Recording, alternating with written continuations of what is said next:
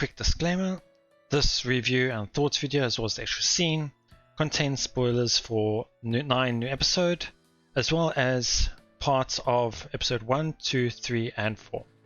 So please be warned that I speak about all parts of the 9 series excluding the drama CDs. And with that, I hope you enjoy.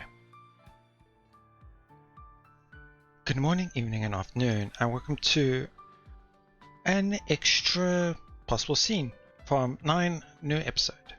So I was originally starting to get prepared for my review and I wanted to get things ready, sorted and be prepared. So I wanted to go into 9 new episode and into one of my save files so that I can access the new episode overlord tree, I guess you could say, so that I can compare and talk about it and things like that. So when I came in here, I saw that there was no new game, load game, there was nothing like that. I was just confused. So I unfortunately kind of not really spoiled myself, but I found something extra that I was quite surprised by. So I went into my gallery. I'm not going to show it right now, but in the gallery you normally have your CG scenes and things like that. But I saw that there was one hidden. There was one gallery, one CG that I have not seen yet. So I thought, wait, what's going on here? So I went to the home screen, I was clicking everything around here, then I remembered Sophie's here. And then I clicked Sophie and I found something new. So yeah, I'm not too sure what's here and I didn't expect this. So yeah, there's more 9, I guess. As this is what I found. A little CG of Sophie. And I think like there's a little bit of a scene here. So let's see what this is about. I'm actually quite intrigued.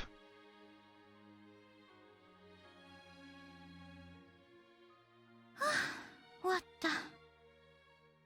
お腹すいた。お昼どうしようかしら。食堂って気分ではないけど、出かけるのは面倒だし。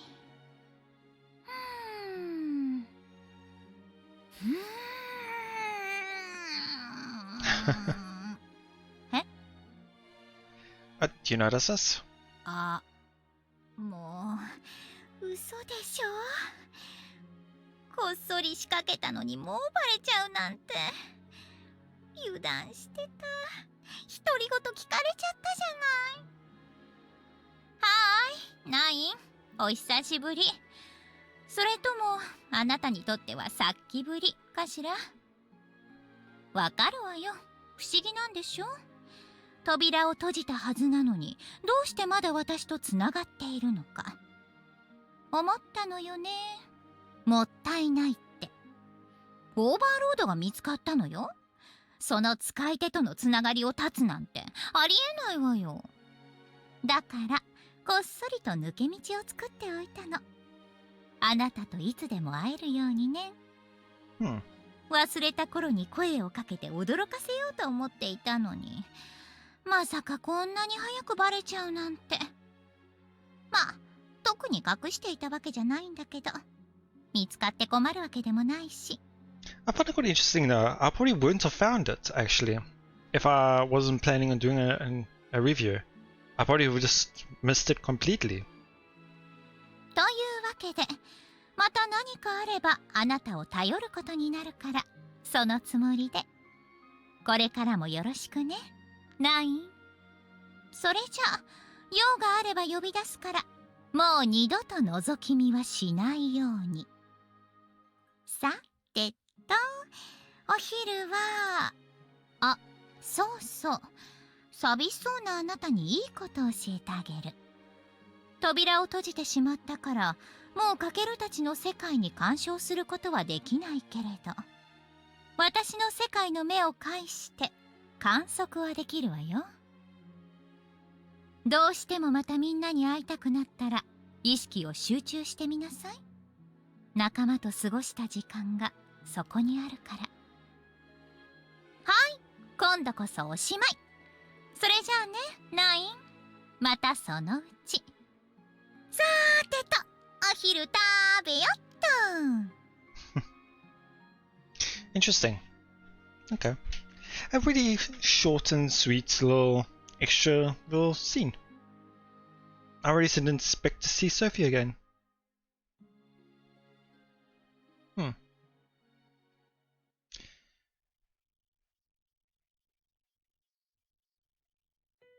Nine. Okay. Interesting. So this is, I'm guessing, that all the little different intros? Yeah, okay. Cool.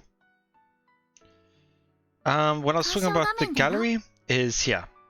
This one was hidden, and I found it to be viewed, so yeah, interesting. So yeah, I'll stop it here, and I'll see you guys again in a bit. We're back again. I was going through things again, and I thought, I wonder what happens if we click Sophie again. So I did that, and I was brought back to here, so I thought, okay, well, it's probably going to be the same thing again. So I clicked a few times, but then I realized...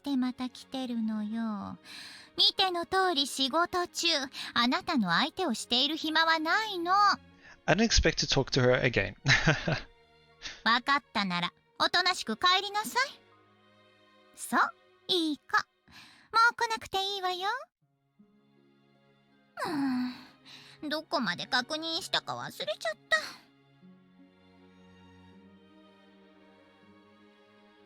た。Okay. Let's see if there's more to it, I guess. ない。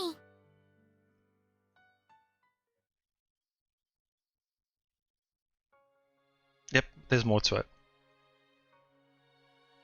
どうしていつも仕事中に来るのか。狙っているわけじゃないんでしょうけど。暇な時間だったら話し相手になってあげてもいいけれど、あいにく手が離せないの。また仕事中に来ても私はもう反応しないわよ。いい？仕事に集中させて。間が悪いのよね、本当に。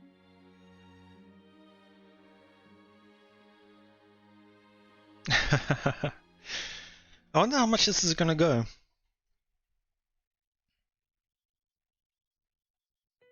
Nine.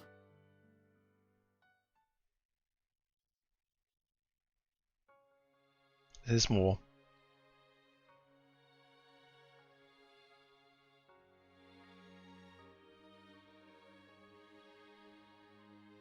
Oh, okay.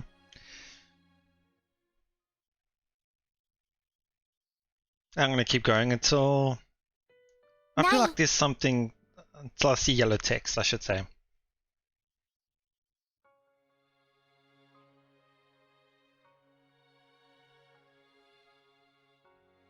Himajinね。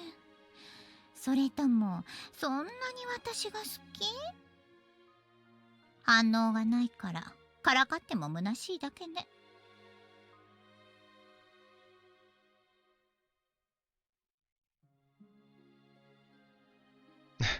I don't know, it feels like one of those, like...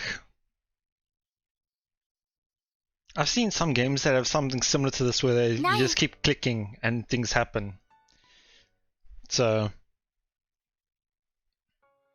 Yep, there we go, here's the yellow text. Okay, just gonna do it one more time and then see if there's nothing else, otherwise... Yeah, okay, that's it, I'm guessing. Okay. That was a little cute little thing there. Didn't expect that. So yeah, now I feel like that is it. If there are actually anything else that is hidden or secret, please let me know. And again, I'll see you guys in a bit. Okay, and now we are back for the proper review slash thoughts video, I should say. This is not scripted or like... I haven't really planned this, I should say, in terms of how I'm going to go about it. So it will be a bit jumbled up and out of order, I should say. But I want to try to keep it as natural as I can.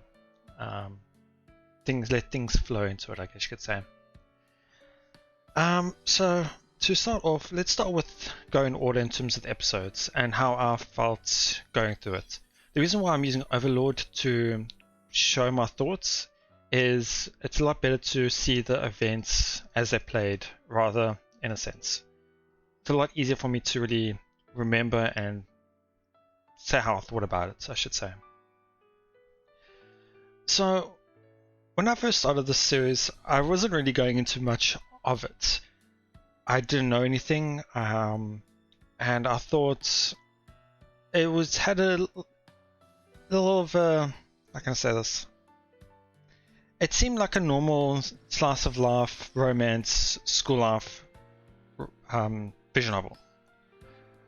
But as soon as things started to change slightly, something started to become a bit unusual or unnatural, I should say. For example, with Kujo's hairpiece, jewelry, I should say, where it was going around being a bit funny. It was a bit unusual. But also the identification of Sophie, I should say. Not identification, it's a weird way of saying it, but when we found Sophie for the first time and we realized that the thing is alive, the plushie, we thought, oh, okay, there might be something a bit supernatural-ish in here. There might be a bit something out of this world, I should say. And things started to drastically change. So when I first started really getting into the series, when it was really interesting, was when the first petrification was found. Mainly because this was when we first started realizing that there was something more to it. And it was quite gruesome and horrific in a sense, with the fingernail coming off and bleeding. But when the things really started was when we found out about the artifacts and how Kujo was actually the one who gave us more information in regards to it. And then we also found about Sophie at the exact same time. It was interesting because I knew that this route would follow Kujo, because obviously she was the cover girl for the visual novel for episode 1. So we knew we would be going for her in a sense. But it felt natural, the way the story was progressing. And we really only knew about Sora and then later on about Noah midway through as well. So it was... Oh, I forgot, we also met Haruka in this route as well. But it was interesting because we didn't know who was friend or foe at that time. There was a lot of mystery, there was a lot of unknown. And I guess you could say one gripe I have, one little thing I kind of hope they explained it a bit more upon, was that middle school student that got petrified. The second victim, I should say.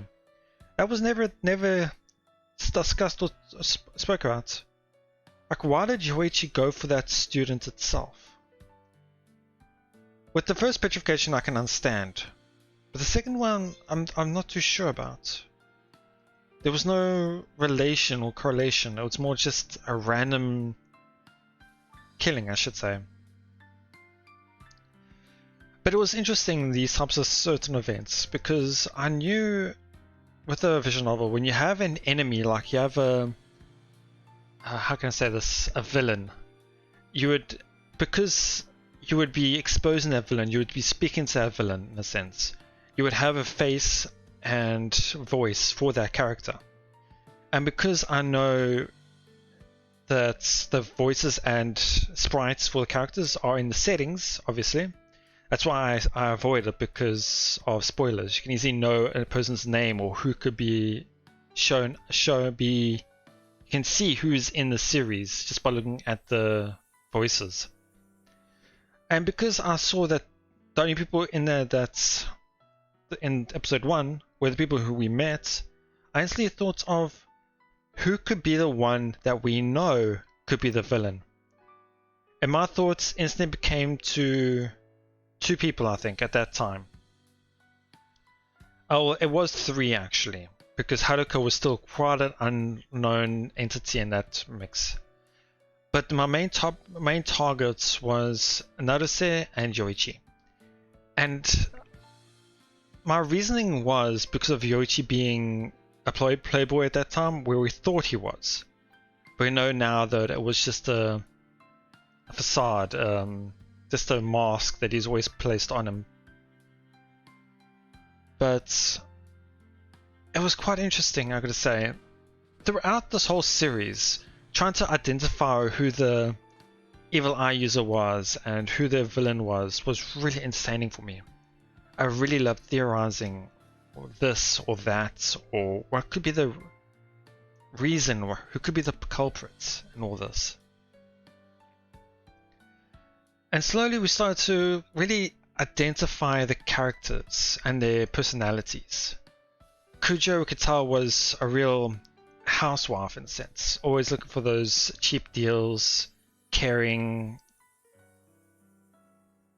And with Sora, Sora, I've got to say, was in one aspect close to being one of my favorites, which is funny to say, because I really didn't dislike her. I really disliked her roots, and I'm not into that trope, the incest trope. It's one of my least favorite genres. Like if I were to start a visual novel on my own and I find the characters in it is one of the sisters, probably not even touch it. But I'm not going to do that these days with these videos. So, but the thing with Sora was the dynamics between her and Kakeru. I really loved the comedy and the banter between them both, and it really made me laugh every single time. And the little things that she says, like the nickname she gives to people, and just the comedy timing was perfect in a lot of the times, and I really enjoyed that. So I really started to enjoy her character in episode 1. So when I found that she was the next one to be done, I was on the edge of looking forward to it and not at the same time. But we'll get to that when I get to episode 2. But with episode 1, we really started seeing the characters in their own way. Kujo with her housewife, Sora with her comedy. Noah was really mysterious. Noah was actually an interesting character, not only in episode 1, but 2 and 3. We really didn't know anything about Noah throughout all 3 episodes. And we only got to know her as Noah in the 4th one. Haruka was interesting because we didn't know what was her true self. Was she planning a lot? Was she really overusing her ability? It was really interesting.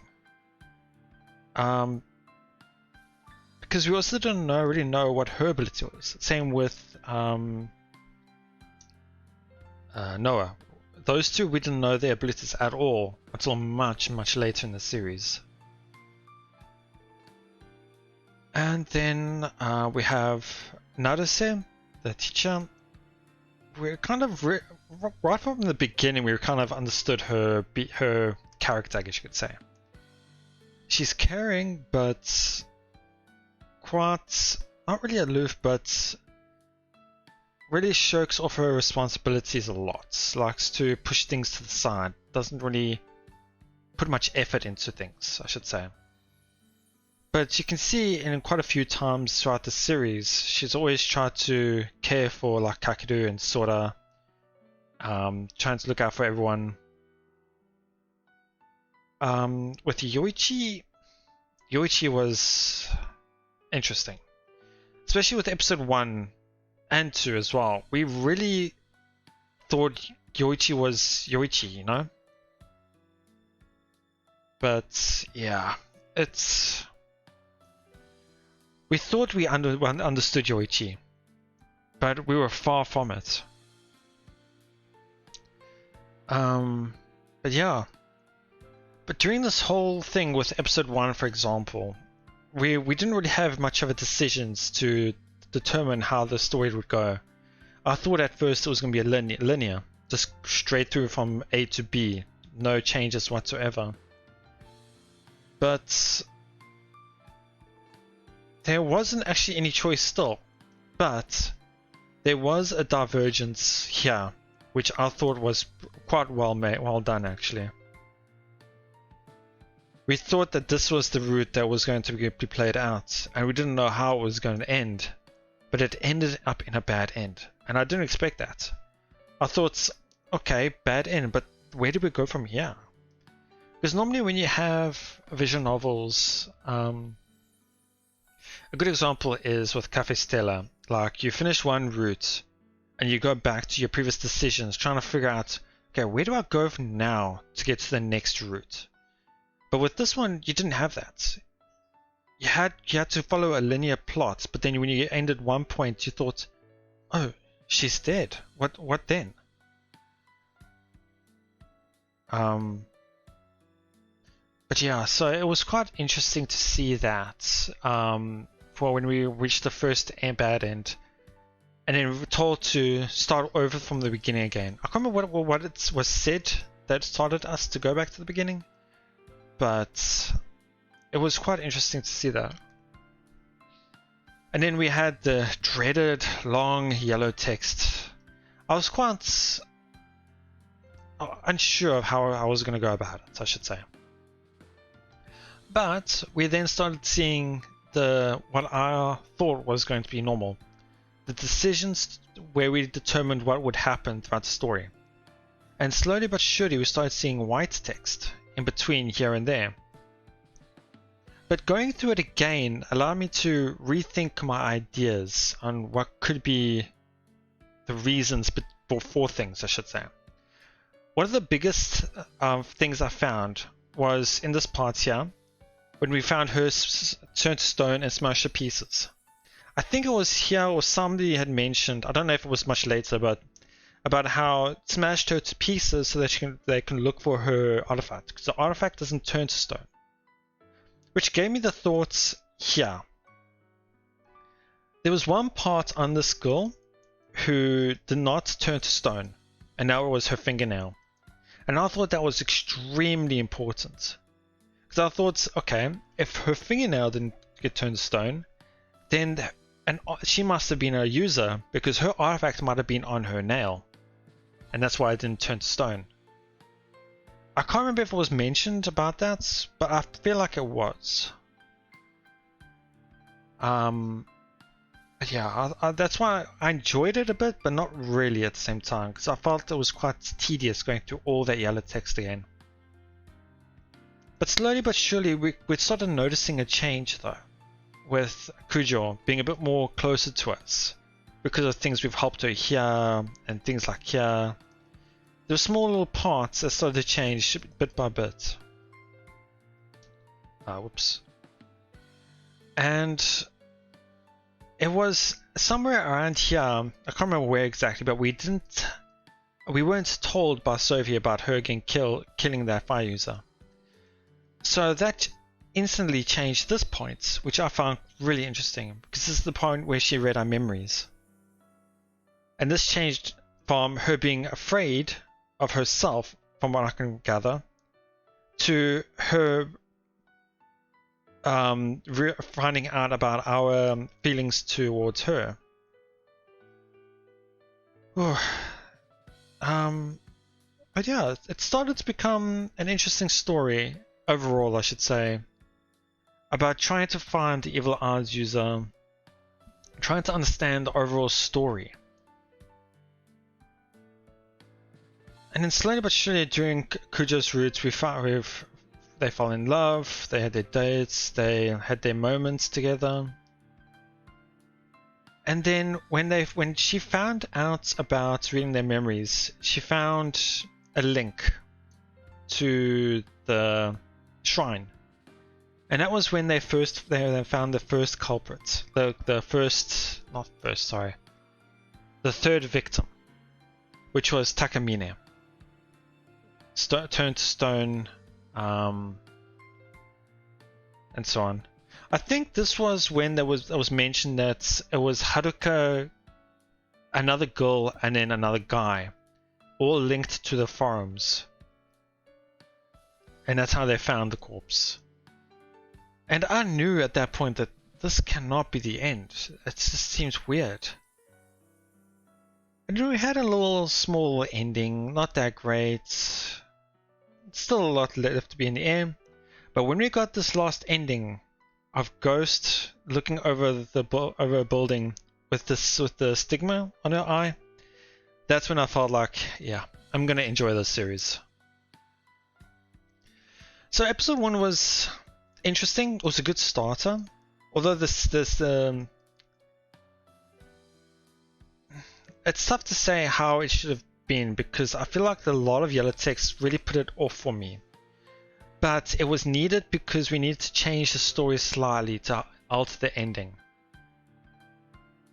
That I can understand with. But in a sense, I thought that was normal. That's a normal visual novel. That's how you normally go about it. You go back to a point, redo it, change your ending, your decision slightly, and carry on. But yeah, so at this point we realized, okay, so this person is possibly the user of the evil eye.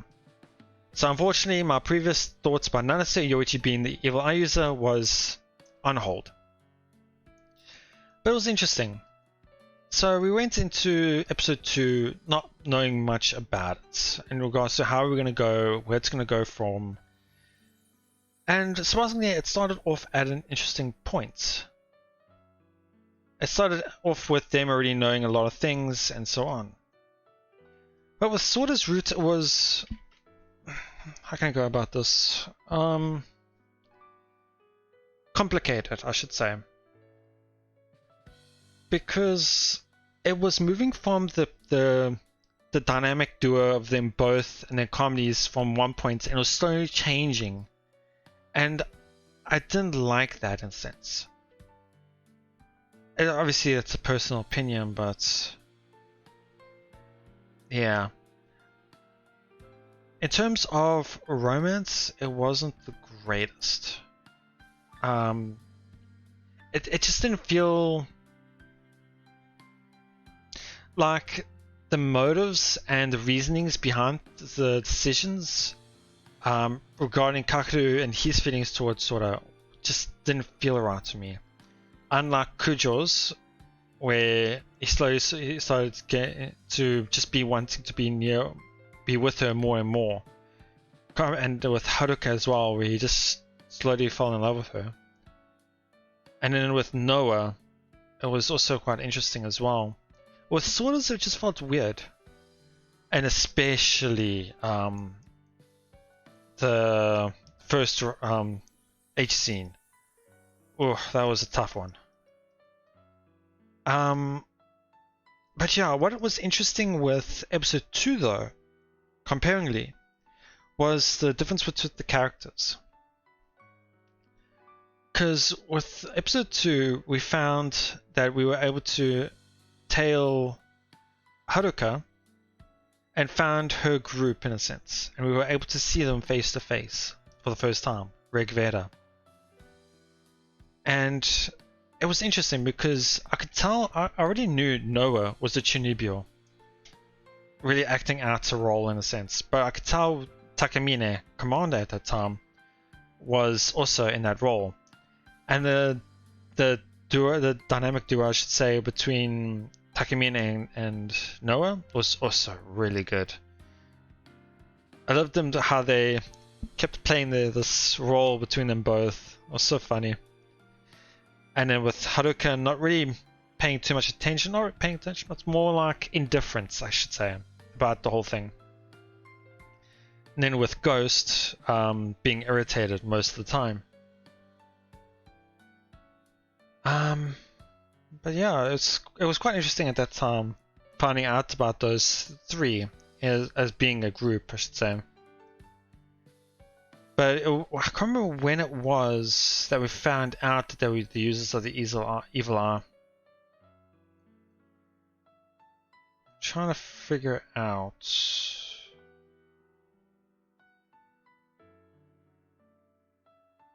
Can't recall. But yeah, it was looking back on it as well now. When we got introduced to Takamine by Yoichi, it's found it quite interesting on how they interacted with each other in front of us. It didn't feel like they knew each other at all. Well, obviously we knew they knew each other, but it was surprising to find that Yoichi had already given Takamine his powers. And Ghost as well, obviously. Being Yoichi's illusory body. But I find it quite interesting how throughout this whole time Yoichi has been playing us. But yeah, I do find it interesting with episode 2, for example, that we started to really get to know Haruka a little bit more as well. With the three getting together a lot of the time, Kujo, Sora, and Haruka. And really understanding that Haruka really doesn't actually want to be with those two.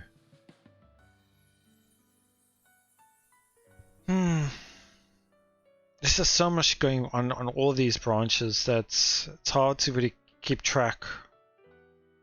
Stay online, I should say.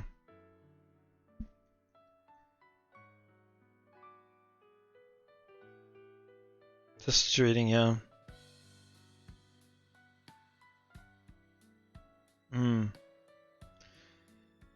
It was only around about this point that we started noticing that Ghost was being a lot more openly hostile, with threats and targeting her views on Kakeru mainly. And I gotta say though, I did enjoy Ghost as a character, I should say.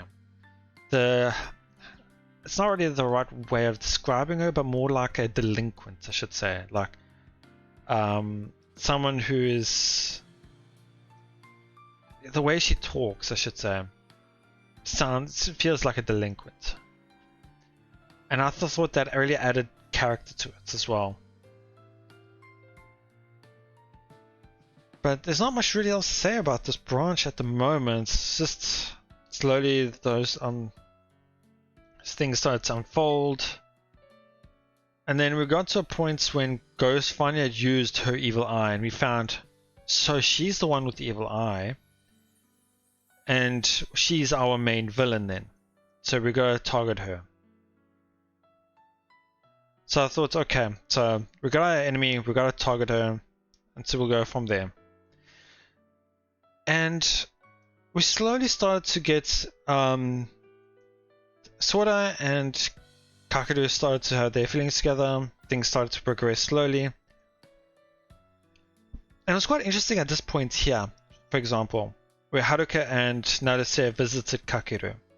But interestingly enough, it was already at this point that I think Iris has already taken over Naruse.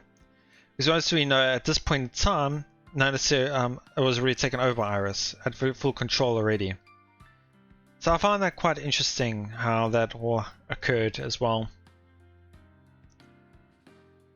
So yeah, they started to slowly get together, Sora and Kakeru. But then we started to notice something about Sora's strange behavior, and I thought the way they did this was actually pretty good. It was slow and gradual, but her power started getting out of control. And this really showed the power of a user going berserk. We knew that about with Kujo going berserk here, but obviously in the after story we realized that she wasn't actually going berserk. She was just obviously just misusing her abilities, but too much, and really going out of control with that. But yeah, we really started to realize Sora's ability was actually a lot more powerful than we gave it any credit for, I should say. And then when her existence itself was slowly starting to disappear, this decision here was actually really hurt me. Deciding to acknowledge her feelings for Kakeru, or to disregard her feelings. And I thought, okay, so what was it? I can't remember the order I went here, but I'm glad I went with the bad end first. It just feels better to go with the bad end than go with the good end. But you can easily see the difference between this branch and this branch here. It's not the same. This was a forced branch, whereas this one was a branch that you could decide on. And the first ending was actually quite sad, I gotta say. The dead ends in these branches were quite impactful. But yeah, when we had to redo this part, I thought, oh, shit, do we have to go all the way back to the beginning to do this again? But yeah, we had to go here. And then we had that fight with Ghost. It was an interesting fight. Not one of the better fights of the series, but it was good and had a lot of emotion in it. And especially after once he had started to realize that he had killed somebody, and his emotions with it was really quite impactful, which was really good. But it was at this point I thought, wait, we killed Ghost, so what's left to do? What are we gonna do? But it was here that the endings of each episode really gave it an extra push every time for you to keep going, which was really good. Here we had, as it says here, two shadows lurk in the darkness. The shadows were, well, couldn't really see them, could hear them. One was, it sounded like Yoichi, but it had a different tone to it, so I wasn't too sure. The other one sounded like Sophie, but again, we weren't too sure. But from here to I can't remember when it was, but it was some time. When was it? I think it was around about here when we started to realize that there was another person. There was another, in a sense, Sophie. And before here, we thought, did Sophie betray us? Is Sophie the enemy? And I really enjoyed that aspect of the story. It had a feeling of who can we trust, in a sense. Because we also found out that Yoichi is also evil. Things like that, which we'll get to when we go talk to Haruka's root. But I really enjoyed these endings. It's really added something to it, which is really good. But in terms of the characters in this route, Takamine, okay, I'll do this now since we already or kind of have the characters all explained in a sense. But in terms of the overall characters and who I enjoyed the most in terms of their characters itself, just in general, which character was. It's actually quite difficult. I would actually have a tie for first. It's close though, but I think my top two characters right now were actually Takamine and Sora. In terms of the way they portrayed the characters and the characters themselves. And what they brought to each conversation as well as the comedy, and I think I just liked Takamine's character as a whole. I really enjoyed his what's the word I'm looking for?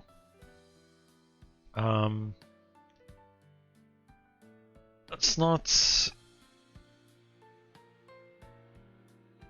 He's outgoing, I should say. He portrayed an outgoing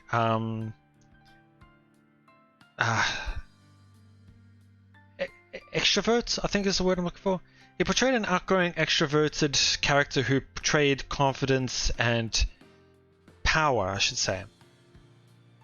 And at this point, when we first met him, he was someone you had to fear in a sense. He really had that. He would do whatever it took to do what he wanted, get what he wanted, to fulfill Rigveda's goals. And then when we found out more about him and Haruka's roots, about him wanting just to get together with friends and have some fries shared amongst each other, have little outgoing events at a family restaurant, talk about their like animes and games and things like that. His character started to a 180, and along with his Chunibyo character, really had a unique feeling to it, and I really enjoyed that. And then with the after story, we really got to feel him in a sense. He really is just an introverted, shy guy who's just really putting a lot of effort into creating a character that he can use to try and be friends with people. And I really enjoyed that about his character. Sorta, actually no. I think Takemine takes first place for me in terms of characters, and then second would be tied between Noah and Sora. Sora was just an interesting character because of her personality, comedy, her reactions, how she countered some of the conversations. It was funny. I really enjoyed it. I'm thankful I could change the translation because I really hated that broski thing. It really irritated the hell out of me. But with Noah was also a really interesting character. Going from this cool Chinibyo acting character we didn't know much about, even her power, to really find that she really was a clingy, cute character who really loved being with Kakeru in her root. And her love of anime and cosplay thing as well as that was actually quite interesting as well. And I also enjoyed that between her, Haruka, and Takemine in terms of their hobbies are actually pretty interesting. I didn't expect those three to actually have such a closeness in terms of that, which was quite fun to see. Also, I'm actually quite surprised. I actually forgot about that, but Noah had a love for parfaits, but it was kind of felt like it disappeared entirely. I had completely forgotten about it. We haven't seen a single thing about parfaits in the whole of episode 4. Actually, no, we saw it right in the beginning, obviously, right here, but that was it. Throughout the whole thing, we didn't see it again, from all my memories. But yeah, so in terms of characters, those would be my top 3. Kujo was an interesting character, and Haruka as well, but I wouldn't say they had their own interesting things, I should say, going for them. But they're not on top. One thing I gotta give Kujo's character, for example, I think is the voice actress. There was these subtle sounds and nuances that the voice actress gave to Kujo that almost... how can I word this? The way she laughed, as well as the way she ended some of her senses, they hear this, like, not really a nasal sound, but this... You can almost hear the voice in a sense, the breathing in a sense. It just felt a lot more natural, a lot more... It just felt like it was perfect for Kujo's character, I should say. That's one of the things I really enjoyed, was the voice of Kujo, I should say. In terms of the character itself, it's tough to say, really. We didn't really get too much about her backstory. We knew about her backstory in a sense, but not really like diving deep into it. Like with like it was kind of pushed aside about her relations to the Corona group, and her grandfather was here and there, but it wasn't anything major, I should say. With Haruka, her change as a character was interesting. But then again, I actually mentioned it in her route that there was a point in the episode 3 where her character just had like a change, and it kept that change. Like, sure, characters do change, but I mean, it felt like her original character, I should say, was forgotten in episode 3. I think we saw a bit more of it in episode 4, obviously, because we weren't with her in episode 4 so as much, and in After Story as well. But in episode 3, it was almost like her fear of people and boys and all of that, in a sense, was like completely gone at one point of the story, and I felt like it was too drastic of a change to feel natural. But yeah, it was, I don't know, as Haruka as a character, I'm not too fond of, I should say. I mean, she was alright, but wasn't there in a sense. As for the side characters, Yoichi, Sophie, Iris, and Naruse. Am I forgetting anybody? Oh yeah, Ghost and Lena. Okay, so Yoichi was an interesting character. I do apologize for having the character discussion halfway through the episodes, but I just thought it would be perfect time to do it. Okay, so Yoichi was an interesting character because we thought we had him pegged as one character, but then at the end of episode 2, we thought, okay, maybe I was right. Maybe he was the villain of the series. And I started to notice a lot more. Oh, sorry, just reminded me completely because I forgot about this. There's a point in episode 1. Can't recall where it was.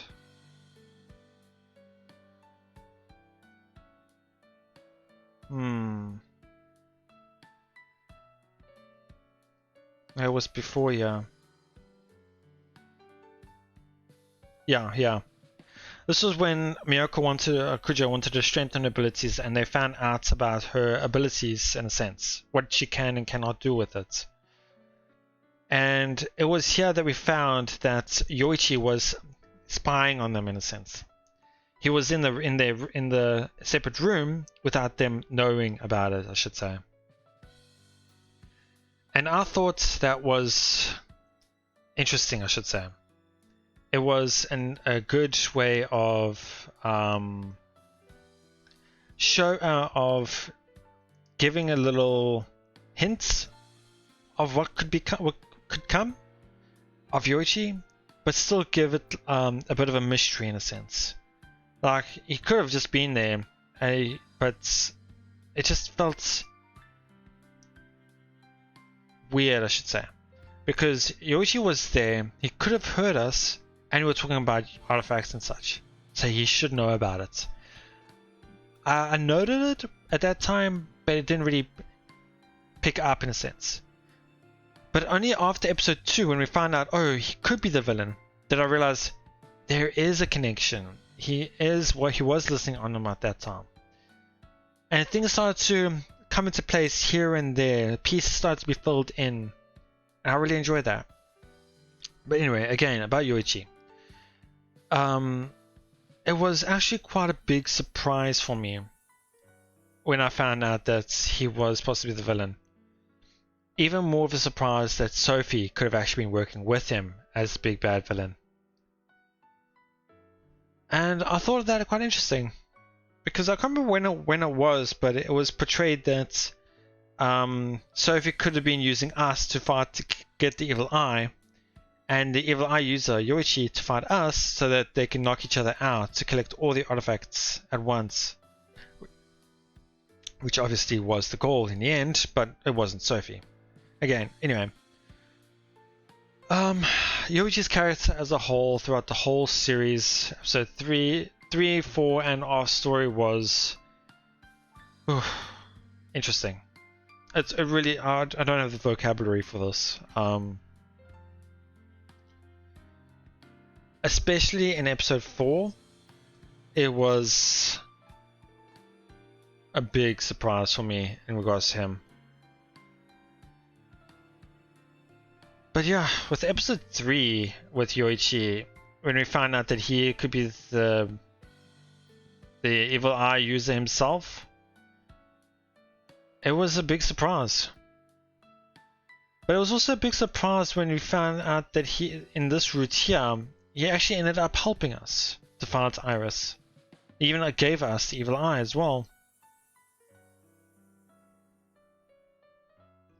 And then once that ended, and once we had technically defeated Iris, I thought to myself, wait, did we defeat Iris? No, we couldn't defeat Iris. I can't remember how this ended. No, we couldn't defeat Iris because Noah couldn't give the final blow.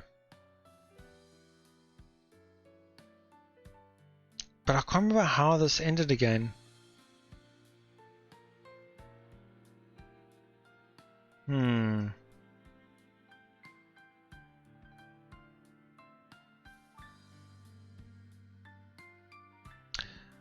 Yeah.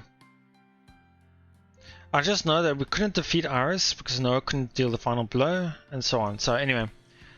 So with Yoichi, we found that in one turn he helped us. And in this branch, we knew he was still bad and we could only change certain aspects of it. By stopping him with the petrification, and then he just gave up. So we thought, okay, well, he's just going to give up. There's no point in fighting him anymore. He didn't fight, he didn't petrify anybody else. And he's just disappeared. Well, no, he was around, but he didn't really bother with much at all anymore.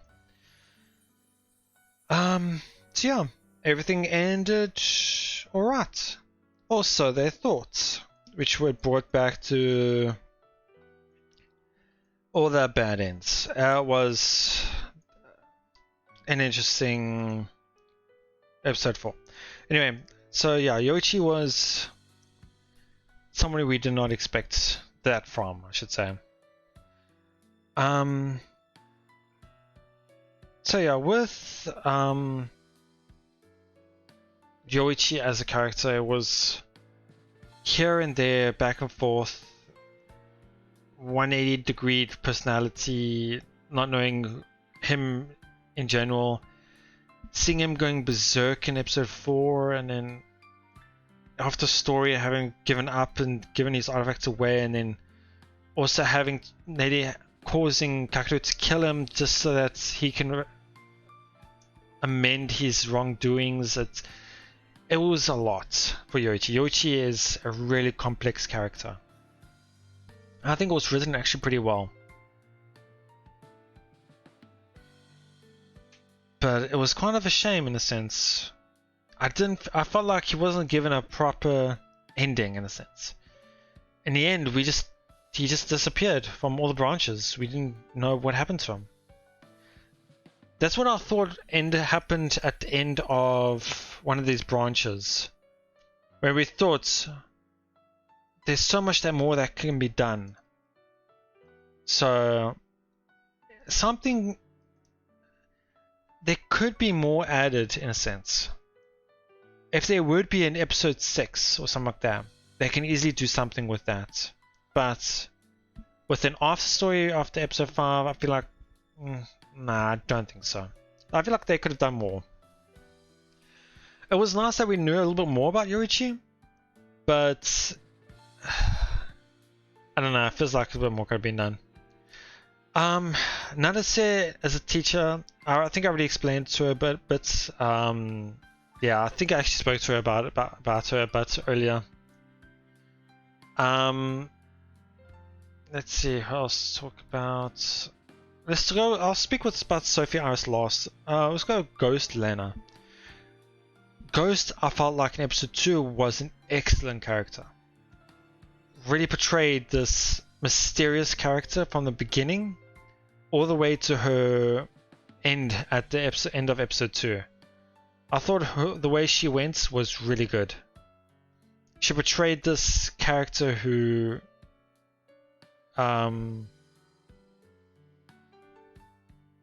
was really, it felt really villainous, I should say. She really did well.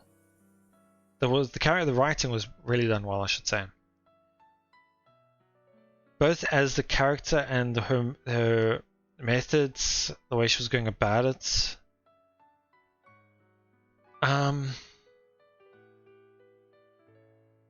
But yeah, I think one of my viewers had mentioned that there was a drama CD on her. I couldn't find it, but it would be nice to know a bit more about Lena, I should say. In episode 3, we didn't get much about her. We did find out that Ghost is in fact an illusory body of Yoichi, which made sense actually. When we found out that she didn't eat at points, and various other facts. And with the fact that Takamine and Ghost both had powers from Yoichi, really did start to fall into place then. And then once we got the illusory body, it felt a bit off at that time as Ghost in episode 3. But once in episode 4, when we created Lena with the black, I thought she really started to become a character on her own, in a sense. And it was quite interesting. Her little remarks here and there was actually quite also pretty funny and interesting at times. But yeah, not much else to really say about her. And then lastly, Sophie and Iris. Sophie, actually, I'm going to place Sophie also up there in my top characters. I think also tied with Noah for second place. In fact, I think with all my talk, I think I'll actually change my things. I think Takamine will still be my first character, top one.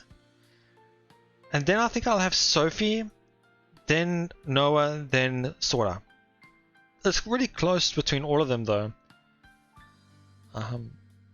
But Sophie was an interesting character from the beginning to the end. From the first time she was confused and suspicious of Kakeru to her being suspicious, I should say. We really didn't know much about Sophie at that time. But once things started to fall into place with Sophie, the plush being an illusory body and herself being in a different dimension in a sense. It was really interesting. And then with her slowly started to acknowledge Kakeru, starting to trust him throughout the episodes was really interesting to see as well.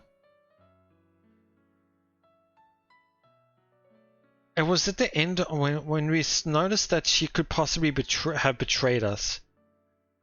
At that point, I was really taken into started thinking more and more about her as a character, I should say, because throughout this whole time I thought she had betrayed us. I still trusted her for some reason. I still felt like there's no ways it could have been her. There must have been something. Because it just felt like I was really starting to get confused. So I was starting to really get confused at that point because there's a lot of contradictory information with her always helping us and with so much information, artifacts, information. Anyway, there's a lot going on at that time. And I was quite intrigued by that. But when we found out that it was actually Iris that was acting as Sophie, I thought, how could I have ever doubted Sophie? I think after once we really realized that Sophie was actually there the whole time helping us, and she had never betrayed us whatsoever. I think that's what elevated her really high in my character list. Was the amount of dedication and support that she had given the group throughout the whole series was great. But also her wit, I should say. Her remarks here and there were on par of Sorda's comedy, I should say. Not comedy in terms of her remarks, I should say, but more like her snapping back at Kakuta at certain points, her remarks in terms of do you know what character trope she reminded me of? A tsundere. A person who snapped back at times, but was actually quite dera, quite lovely and sweet at times, I should say. You can actually feel that a little bit with her little side extra story at the end there. It was actually quite sweet as well. Even though she didn't want us to be there, she didn't try to chase us away. She just accepted us being there, even though we had a lot of time on our hands. But yeah, Iris, I don't know how much I can say about Iris. She was that mysterious secret villain in the background that ended up being the final boss. It was quite well done in terms of her tricking us in the beginning. It was quite interesting, I should say. I don't know what to say about Iris. Yeah, it's really tough for me to talk about her. I guess even it sounds weird because she is the villain. She was the main boss, but obviously, in terms of the character itself and the way, the method, the reasoning, it really has pushed her. It's probably at the bottom of my list. I don't know. Just didn't feel right. Yeah, it's becoming quite long. But yeah, that's about the characters, I should say, in terms of how I've viewed them, what I thought about them. It's quite interesting. But now, let's carry on a bit. I kind of spoke about episode 3 and 4 in a bit in regards to the characters, but episode 3, it wasn't my favorite in terms of the episode as itself. Probably because the main heroine of the story, Haruka, wasn't my favorites, but the whole thing itself just didn't click with me. I'm not too sure why. There were some aspects that were good, but some not so much. The battle here with Haruka awakening her abilities was pretty good. But other than that, not much really to talk about episode 3, honestly.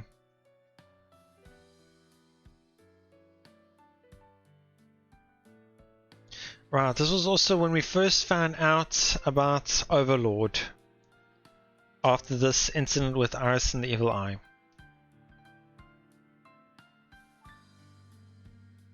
It was here that I really also thought was really interesting. Because the Overlord really explained a lot in terms of this and about certain parts of the story beforehand that really elevated a little bit higher. And then I really can't remember how this whole ended. Right, I think they just managed to repel Iris. They didn't defeat her, they just stopped her at that moment in time. They couldn't really do anything about her at that time.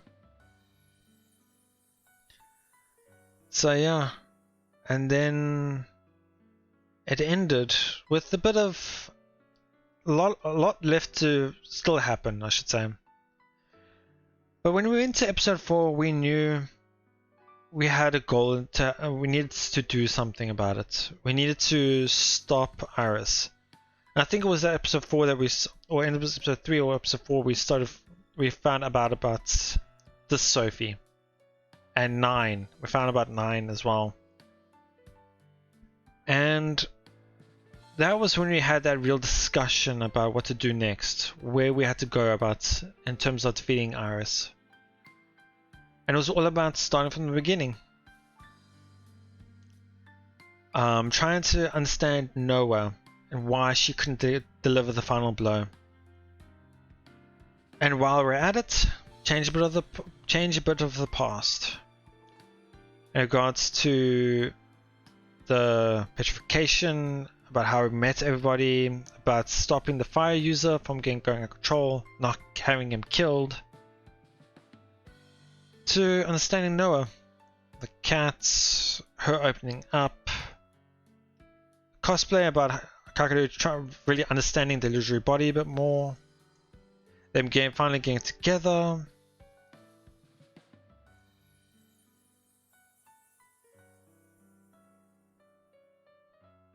And then how the evil eye then disappeared, and how everything started to unravel. Town going into chaotic mess, and then having fought against Iris, and then supposedly defeated Iris. And I thought that this was really well done.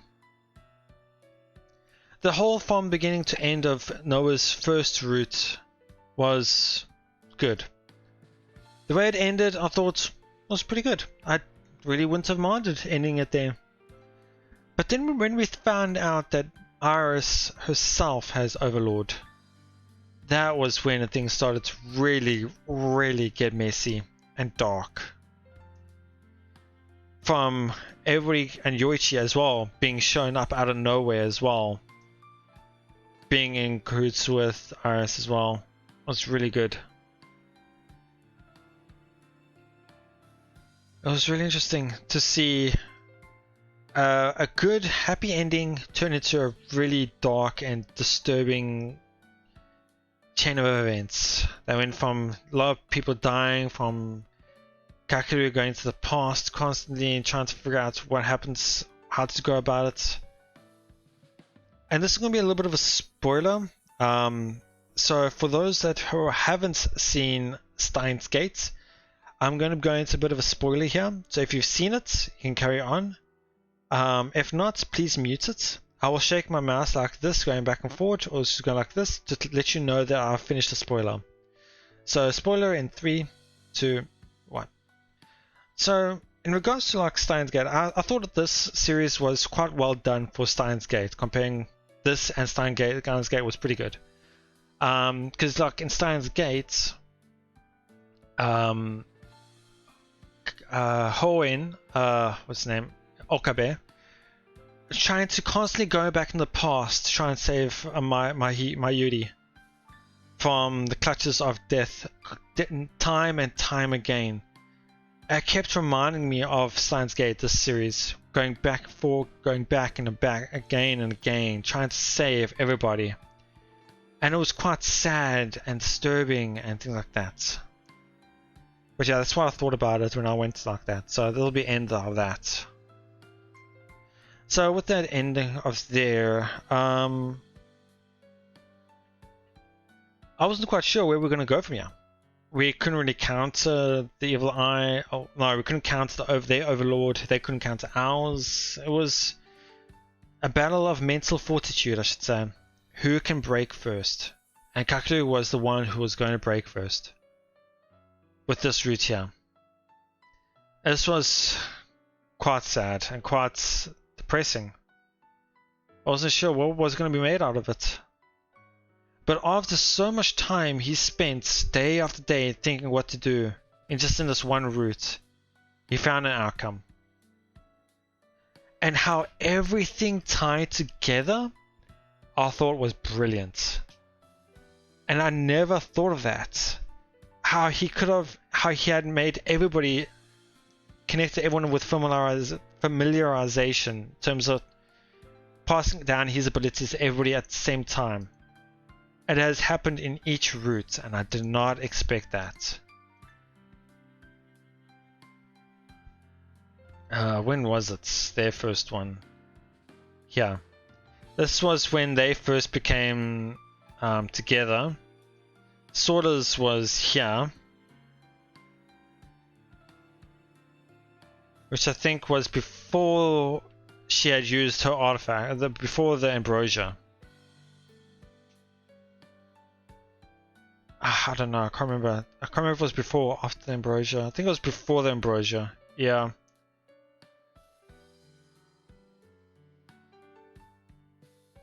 I don't know. And then with Haruka's, it was somewhere. I'm not too sure actually where hers was again.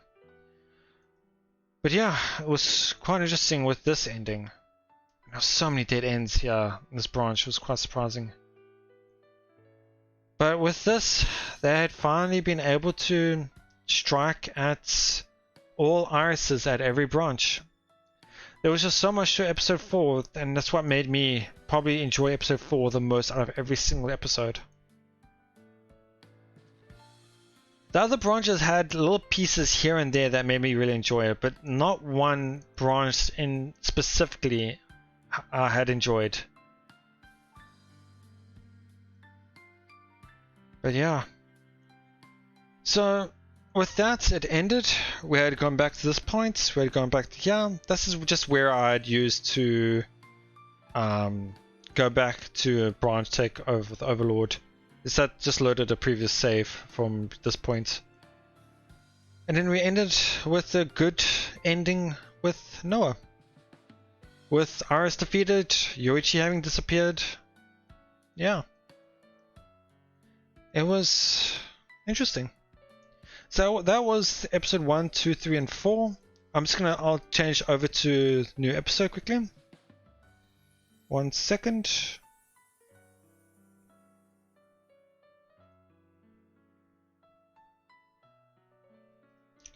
Okay, I should be on new episode now. Okay.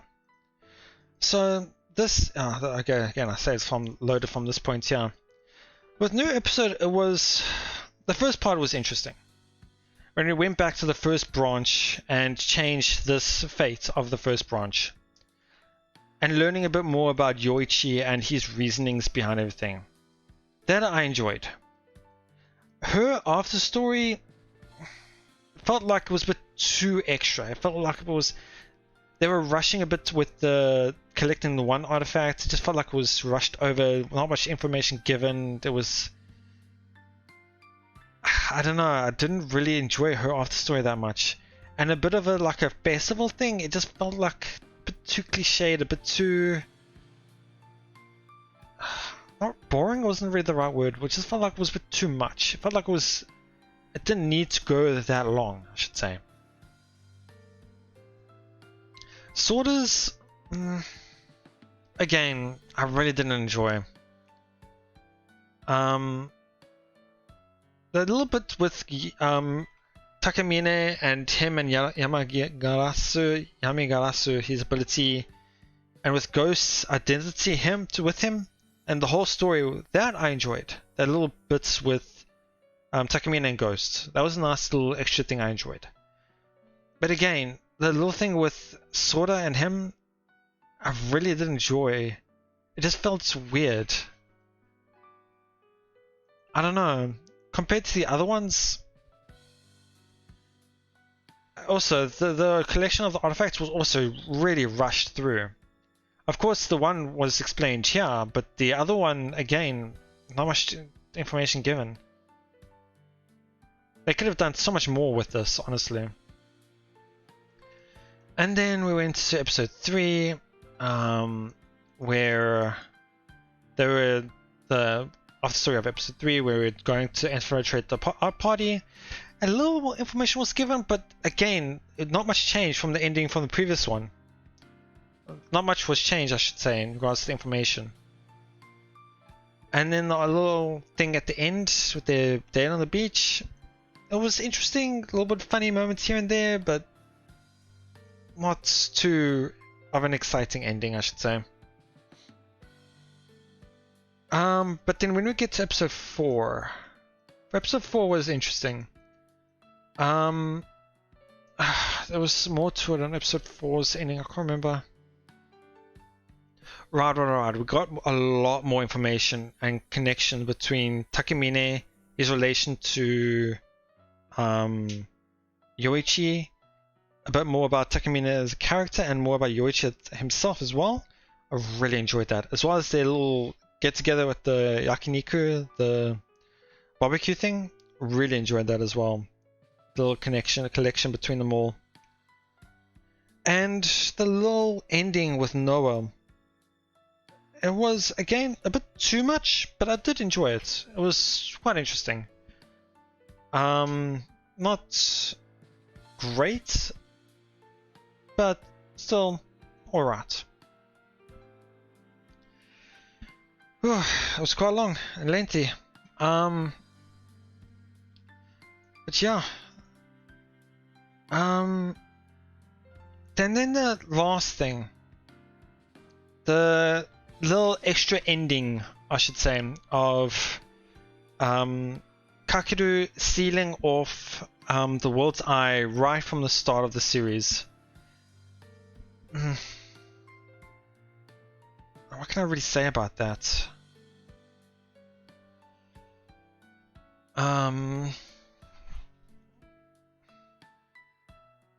I don't know.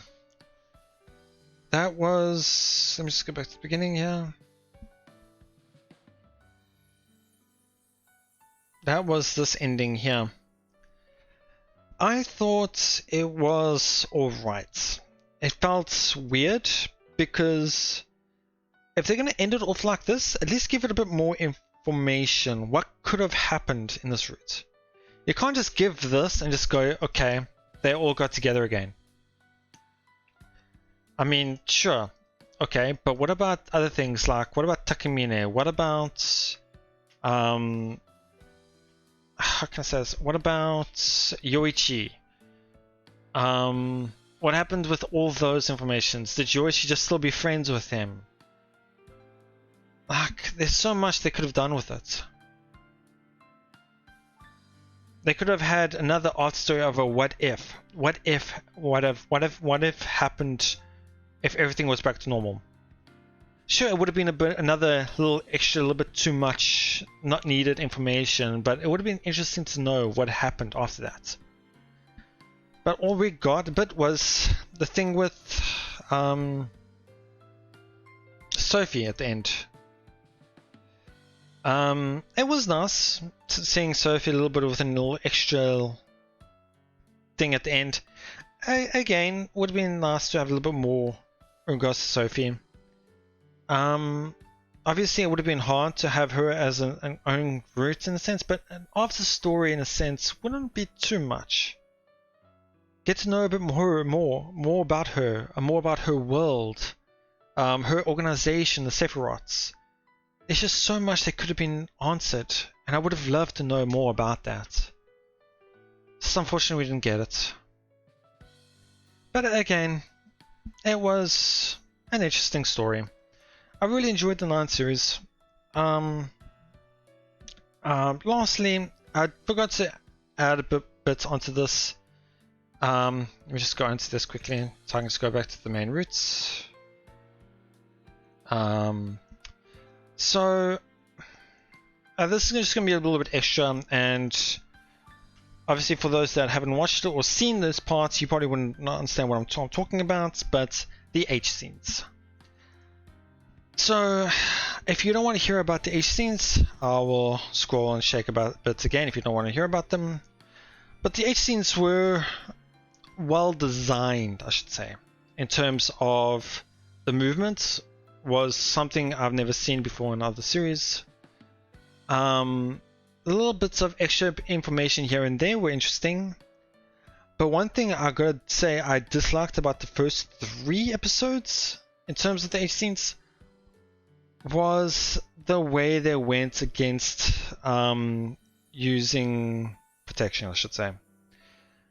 It just felt it was interesting at first, being able to use the artifact using abilities to stop it from happening. But it felt, after the second time and the third time, it felt like it was just being a bit too repetitive, and I don't know. I didn't really enjoy it. That's why I enjoyed the fourth ones a bit more. There was no mention about it whatsoever. They just went with it whatsoever. They were like, okay, well, go with it. And I also enjoyed seeing Noah's... She had knowledge, in a sense, but a lack of understanding or portraying that knowledge into real life understanding. Her knowledge was mainly linked to doujinshi and like anime and manga and things like that, but that is not realistic, and her putting that into motion was actually quite interesting to see. Her clinginess as well to Kakeru after those scenes as well was also really interesting to see. And obviously as well, when they were found out by Sora was also pretty funny to see. But yeah, that was those scenes. Overall, I would rate 9 pretty highly. It did have its moments here and there, but overall it was pretty good. I really did enjoy it. I do apologize for the long introduction here. But yeah, I just want to say that is it. That is my bit of a review and my thoughts on the 9 series. Kind of sad that I'm ending it. Kind of feels like this is going to be more and more. I feel like I'm going to find something more. I'm going to keep adding on to it. Oh, it's been such a journey with the 9 series. I shouldn't even know when I started the series. I'm just going to quickly take a look. One moment. Just thought I'd end off with this. Let's take a look, shall we? One second. Okay. So it's been about 8 months. About 7 months actually. It has been a big and long journey. And we'll start something new. I'm gonna have tomorrow off, have a bit of a break, and then we'll start with our Kana. For that, it'll be at the end. Let's go back to the main menu. So yeah, thank you so much. I really enjoyed it. I hope you guys enjoyed it as well. Thank you so much for supporting me and joining me for this journey. It was one hell of a ride. From episode 1 to episode 2, episode 3, and then episode 4. I had a blast. And it was fun to talk to you guys as well, hearing your comments, your thoughts of the series. I'd love to hear more about it as well. Please let me know what you thought about the whole series as a whole. And I'll see you all guys next time. Goodbye.